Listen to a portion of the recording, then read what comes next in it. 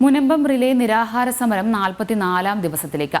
വഖഫ് അധിനിവേശത്തിനെതിരെ സമരം ചെയ്യുന്നവർക്ക് പിന്തുണയുമായി ബിജെപി നേതാവും മുൻ കേന്ദ്രമന്ത്രിയുമായ വി മുരളീധരൻ ഇന്ന് വൈകിട്ട് 4-ന് സമരപ്പന്തലിലെത്തും. വഖഫ് ആക്ടിന്റെ വിവിധ വകുപ്പുകൾ എഴുതിയ കോലം കടലിൽ കെട്ടിത്താഴ്ത്തിയും ഇന്നലെ പ്രതിഷേധം സംഘടിപ്പിച്ചിരുന്നു. ഇക്കഴിഞ്ഞ ഒക്ടോബർ 13-നാണ് മുനമ്പം തീരദേശ ജനത വഖഫ് അധിനിവേശത്തിനെതിരെ റിലേ നിരാഹാര സമരം ആരംഭിച്ചത്. സർക്കാർ ഉന്നതതല യോഗം ചേർന്ന് ജുഡീഷ്യൽ കമ്മീഷനെ നിയമിച്ചെങ്കിലും മുനമ്പംകാർ സമരത്തിൽ നിന്നും പിന്നോട്ട് പോയില്ല. വഖഫ് ബോർഡിന്റെ ആസ്തി രജിസ്റ്ററിൽ നിന്നും ഭൂമി വിട്ടുകിട്ടും വരെ സമരം തുടരുമെന്നാണ് തീരദേശ ജനതയുടെ നിലപാട്.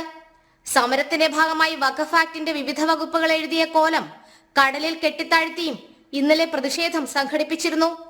കുട്ടികളും സ്ത്രീകളും അടക്കം നൂറുകണക്കിന് പേർ മുനമ്പം വേളാങ്കണ്ണിപ്പള്ളിയിൽ നിന്നും ആരംഭിച്ച് ബീച്ചിൽ അവസാനിച്ച റാലിയിൽ പങ്കെടുത്തിരുന്നു.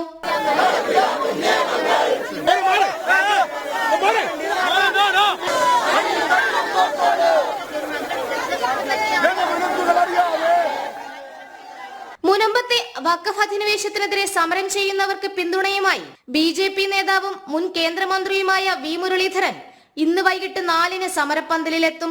ഭൂമിയിന്മേൽ വഖഫ് ബോർഡ് അവകാശവാദം ഉന്നയിച്ചതോടെ 610 കുടുംബങ്ങളാണ് മുനമ്പത്ത് കിടപ്പാടം നഷ്ടമാകുമെന്ന ഭീതിയിൽ കഴിയുന്നത്.